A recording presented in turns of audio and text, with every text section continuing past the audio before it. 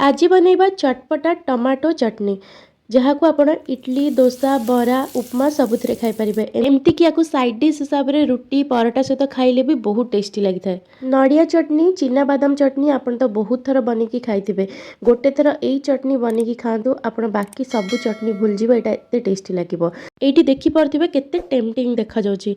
आज वीडियो को पूरा देखूँ भल लगे निश्चय लाइक करेंगे शेयर करेंगे चैनल को सब्सक्राइब करेंगे। तेज चलतु रेसिपी स्टार्ट करवा। नमस्कार मु मिली आपण समस्त को होम फूड चैनल को बहुत बहुत स्वागत करुँची। आज टमाटो चटनी बनवाई गैस उपर मुझे गोटे फ्राए पैन बसाऊँगी से दूसरी 2 ରୁ 3 चामच रिफाइन तेल आप रिफाइन तेल बदल में सोरिष तेल भी नहीं पारे। तेल गरम होगले से गोटे छोट चामच जीरा दूची ता सहित ये मुझे दूची काश्मीरी लंका यहाँ सुखिला काश्मीरी लंका ये बहुत बढ़िया कलर आसो राग टिके कम रही आपण पाखे नहीं नॉर्मल सुखिला लंका नहीं पारे। ता सहित 1/4 कप दूची चिना बादाम ये सबको मिसेकी आम लो फ्लेम रे भाजवा कारण बादाम ये कंचा अच्छी लो फ्लेम रे भाजिले बादाम बढ़िया भाव भाजी हो लंका भी भाजी हो। तो ये देखो बादाम गुड़िक फाटी फाटी गला जानवे कि भाजी होगा।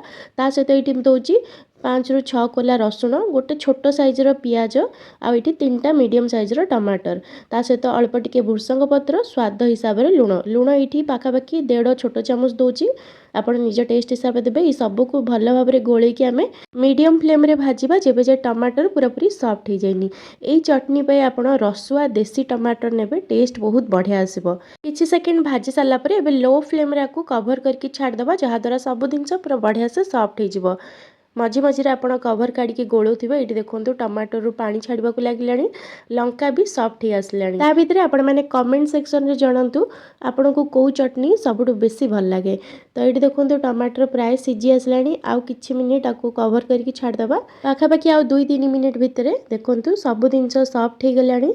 टमाटर भी जो पानी बाहर से सुखी आसलानी तो हल्का आपको आम टे मैश करदबा मैश करके आ 1 मिनिट खंडे मीडियम फ्लेम रे भाजीदबा। तो ये देखो बढ़िया से हो गलानी गैस को बंद करके आपको ठंडा हाँपाई छाड़दबा हल्का ठंडा होगला पर ही आपको ग्राइंड करवा। आज चटनी बनवाई ये मु आगार पर्सनल ब्लेंडर यूज कर 2 प्रकार ब्लेड आसूची गोटे ड्राई ग्राइंड पे आ गोटे वेट ग्राइंड पे। तो ये मु 4 लीफ वाला ब्लेड नहीं चटनी ग्राइंड करने ये बहुत जल्दी आ पूरा चिकन होगी आपण चटनी बाटी ये आपको देखा आग को देखूँ ये मु जार रे सबू जिनस को देदेली अल्प अल्प ये पानी देकी आपको आम ग्राइंड करवा।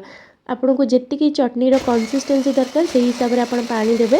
यदि ब्लेंडर टी आपण मानकु पसंद आछी किनिबा को चाहते तले थिबा डिस्क्रिप्शन बॉक्स रे लिंक पाइबे ना ऊपर टैग करदेवी।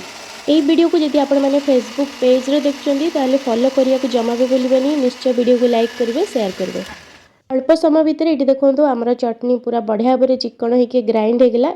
ये देखो मुझे देखा केते बढ़िया भाव बाटी होती आर कंसिस्टेंसी देखूँ मुझे रखी। जदि आपको आउ टिके थिक पसंद तो पानी आउ टिके कम देवे जदि आउ टिके पतला पसंद तो आउ टिके पानी मिसई पारे। तो ये आपको गोटे बोल को बाहर करदेबा तापर ये गोटे तड़का दबा जहाँ द्वारा टेस्ट आहरी एनहांस हो।